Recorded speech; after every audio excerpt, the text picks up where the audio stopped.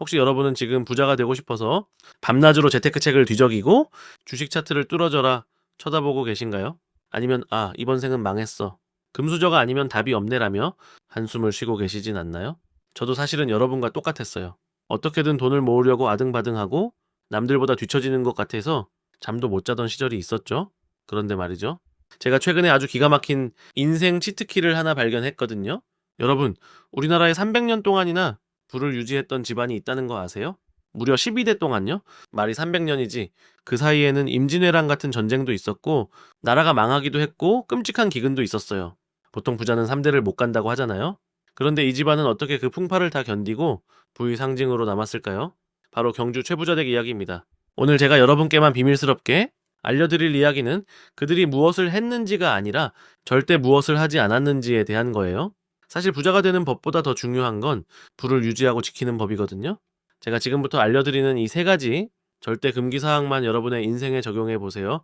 장담컨대 여러분의 통장 장어는 물론이고 삶을 대하는 태도 자체가 완전히 달라질 겁니다. 자, 준비되셨나요? 지금부터 그 비밀의 문을 열어볼게요. 자, 첫 번째 비밀입니다. 최부자 집이 300년 동안 절대 하지 않았던 것, 그건 바로 과한 권력 탐하기였습니다.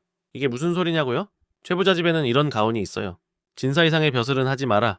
여러분, 조선시대의 진사가 뭐냐면요.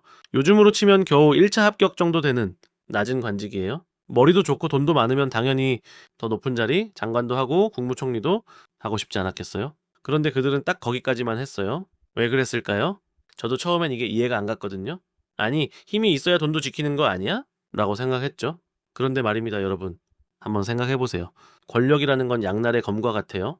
높이 올라갈수록 바람은 세게 불고 적은 많아집니다. 정권이 바뀌고 당파 싸움이 일어날 때마다 가장 먼저 목이 날아가는 건 누구였을까요?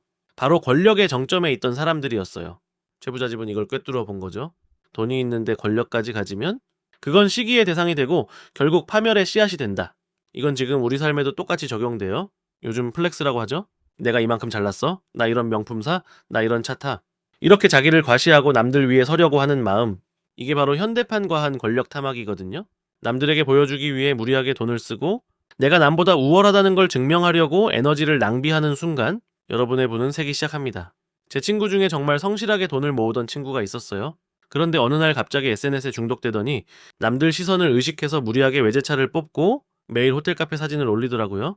결국 어떻게 됐을까요? 그 화려한 겉모습을 유지하느라 빚은 늘어났고 주변 사람들은 그 친구를 진심으로 축하해주기보다 뒤에서 수군거리기 시작했어요. 결국 가장 힘들 때 곁에 아무도 남지 않더라고요. 최부자 집은 알았던 거예요. 진짜 부자는 드러내지 않는 부자라는 걸요. 그들은 권력이라는 독배를 마시는 대신 선비로서의 품위만 지키며 지역사회에서 존경받는 길을 택했습니다. 여러분, 지금 당장 남들에게 나를 증명하고 싶은 그 마음 잠깐만 내려놓아 보세요. 그 에너지를 내실을 다지는 데 쓰면 여러분의 부는 훨씬 더 단단해질 겁니다. 자, 이제 두 번째 비밀로 넘어가 볼까요? 이건 정말 소름 돋는 포인트인데요. 최부자 집은 남의 불행을 이용해서 내 배를 채우는 짓들 절대 하지 않았습니다. 가훈 중에 이런 말이 있어요. 흉년기에는 땅을 사지 마라. 여러분, 이게 얼마나 대단한 일인지 감이 오시나요? 경제학적으로 보면 흉년은 땅값이 가장 쌀 때예요. 남들이 굶어 죽어 나갈 때, 당장 쌀 한 톨이 급해서 땅을 헐값에 내놓을 때, 그때가 사실 돈 벌기 가장 좋은 기회잖아요. 요즘 말로 하면 폭락장에 풀매수 하는 거죠. 그런데 최부자 집은 이걸 금지했습니다. 왜 그랬을까요? 단순히 착해서? 아니요, 그건 아주 고도의 전략이었어요. 남의 피눈물을 짜내서 번 돈은 반드시 화가 되어 돌아온다는 걸 알았던 거죠. 만약 흉년에 주변 사람들이 다 굶주리고 있는데 혼자만 헐값에 땅을 사서 떵떵거렸다면 나중에 밀란이 일어났을 때 그 집이 무사했을까요? 제일 먼저 불타고 약탈당했을 겁니다. 실제로 숙종 때 대기근이 들었을 때 경상도 지역의 수많은 부자가 굶주린 백성들에게 곡식을 빌려주고 이자를 악랄하게 받거나 땅을 뺏었어요. 하지만 최부자 집은 오히려 곳간을 열었습니다. 죽을 쏘어 사람들을 먹이고 심지어는 빌려준 돈의 담보였던 땅 문서들을 사람들 앞에서 다 불태워버렸어요. 자, 이제 당신들 빚은 없던 걸로 합시다. 같이 살아야죠. 이 말을 들은 백성들의 기분이 어땠을까요? 최부자 집은 단순한 부자가 아니라 그들의 생명줄이 된 거예요. 나중에 동학농민운동이 일어나고 전국의 부잣집이 불탈 때 농민군들이 경주 최부자 집 앞에서는 이 집은 건드리지 마라. 우리가 은혜를 입은 집이다라며 오히려 집을 지켜줬다는 일화는 정말 유명하죠. 여러분, 우리는 지금 무한 경쟁 시대에 살고 있잖아요. 남을 밟고 올라가야 내가 산다. 호구 잡히지 마라 이런 말들이 난무하죠. 하지만 진짜 큰 부자들은 알아요. 진정한 부는 신뢰와 상생에서 나온다는 걸요. 내가 조금 손해보더라도 상대방을 배려하고 남의 약점을 이용해 이득을 취하지 않는 태도. 그게 결국 나를 지키는 가장 강력한 방어막이 됩니다. 혹시 여러분 주변에 이런 분 계시지 않나요? 자기 이익만 챙기려고 교묘하게 사람들을 이용하는 사람요. 당장은 그 사람이 돈을 더 많이 버는 것 같고 똑똑해 보일지 몰라요. 하지만 긴 시간이 흐른 뒤에 보세요. 그 곁에 누가 남아있는지, 반면에 조금 손해보는 것 같아도 늘 베풀고 정직하게 행동하는 사람은 결정적인 순간에 사람들의 도움으로 다시 일어섭니다. 최부자집이 300년을 버틴 힘은 바로 그 평판의 힘이었어요. 자, 이제 마지막 세 번째 비밀입니다.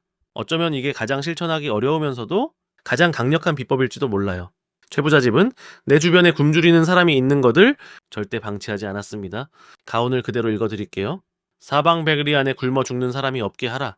여러분, 사방백리면 지금 거리로 치면 약 40km 정도 되거든요. 경주를 중심으로 포항, 울산, 영천까지 포함되는 엄청나게 넓은 지역이에요. 그 넓은 땅 안에 사는 모든 사람의 끼니를 챙기라는 겁니다. 이게 단순히 착한 일을 해라 수준이 아니에요. 이건 공동체에 대한 책임을 말하는 겁니다. 최부자집 마당에는 커다란 뒤주가 하나 있었다고 해요. 그 뒤주에는 항상 쌀이 가득 차 있었고 누구든지 배가 고픈 사람은 눈치 보지 않고 그 쌀을 가져갈 수 있게 했습니다. 심지어 과객 지나가는 나그네들에게도 항상 따뜻한 밥과 잠자리를 제공했죠. 1년에 소모되는 쌀만 해도 수천 가만이었다고 해요. 이걸 보고 어떤 사람들은 아니 밑 빠진 독에 물 붓기 아니야? 그러다 망하면 어떡해? 라고 생각할 수도 있어요. 하지만 이건 나눔의 복리 효과를 제대로 활용한 케이스입니다. 최부자집이 베푼 쌀은 단순한 식량이 아니라 그 지역사회 전체를 지탱하는 안전망이 되었어요. 지역 경제가 살아야 부자의 재산도 지켜지는 법이거든요. 요즘 우리 사회는 어떤가요? 네, 나만 잘 먹고 잘 살면 돼. 옆집에 누가 사는지도 몰라? 이런 분위기가 지배적이잖아요. 그런데 여러분, 신기하게도 부의 기운은 고여있으면 썩습니다. 돈은 흐르는 물과 같아서 잘 흘려보내야 다시 깨끗한 물이 들어오거든요. 제가 아는 한 성공한 사업가분이 계세요. 그분은 매달 수익의 일정 부분을 무조건 기부하시는데 재미있는 건 기부를 시작하고 나서 사업이 더 잘 풀리기 시작했다는 거예요. 그분 말씀이 이래요. 돈을 내보낼 곳을 정해두니까 그 빈자리를 채우기 위해 더 열심히 일하게 되고 무엇보다 내가 누군가에게 도움이 된다는 자존감이 사업을 밀어붙이는 엄청난 에너지가 되더라고요. 여러분, 돈을 많이 벌면 나중에 기부해야지 라고 생각하시나요? 아니요, 틀렸습니다. 적은 돈이라도 지금 당장 내 주변을 돌보는 연습을 해야 합니다. 그게 꼭 돈이 아니어도 좋아요. 따뜻한 말 한마디, 내 시간을 내어주는 봉사, 혹은 내가 가진 작은 재능을 나누는 것. 이런 행위들이 여러분의 인격이라는 그릇을 넓혀줍니다. 큰 돈을 담으려면 그릇부터 키워야 하잖아요. 그 그릇을 키우는 가장 빠른 방법이 바로 나눔입니다. 최부자집의 이야기는 여기서 끝이 아닙니다. 이 집안이 정말 대단한 건 그 마지막 순간이에요. 일제강점기 때 12대 최준 선생은 그 어마어마한 전 재산을 독립운동 자금으로 바쳤고 해방 후에는 남은 재산을 모두 털어 대학을 설립했습니다. 300년 부자의 역사를 스스로 마감하며 그 부를 대한민국이라는 나라의 미래에 투자한 거죠. 그들은 집안의 부는 사라질지언정 그 정신은 영원히 남을 거라는 걸 알았던 거예요. 그래서 지금도 우리는 경주 최부자집을 돈만 많은 부자가 아니라 진정한 어른으로 기억하는 겁니다. 자, 여러분, 오늘 제가 말씀드린 세 가지 비밀 다시 한번 정리해 볼까요? 첫째, 과한 권력을 탐하지 말고 내실을 다질 것.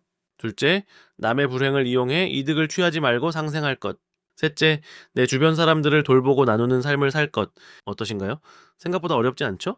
하지만 이 사소한 태도의 차이가 1년 뒤, 5년 뒤, 10년 뒤 여러분의 인생을 완전히 다른 궤도로 올려놓을 겁니다. 여러분은 이미 부자가 될 자격이 충분합니다.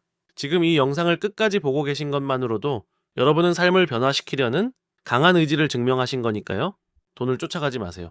돈이 여러분을 따르게 만드세요. 최부자집이 지켰던 그 품격과 원칙을 여러분의 일상에 한 가지만이라도 적용해 보세요. 오늘부터 여러분의 통장에는 숫자가 쌓이고 여러분의 마음에는 여유가 쌓이고 여러분의 인생에는 진정한 부가 쌓이기 시작할 겁니다. 저는 여러분의 그 찬란한 여정을 진심으로 응원합니다. 힘들 때마다 방향이 헷갈릴 때마다 이 300년의 지혜를 떠올려 보세요. 여러분은 절대 혼자가 아닙니다. 오늘 이야기가 여러분의 마음속에 작은 씨앗 하나를 심었기를 바랍니다. 그 씨앗이 커다란 나무가 되어 여러분에게 시원한 그늘을 만들어줄 그날까지 저도 곁에서 좋은 지혜들을 계속 나누어 드릴게요.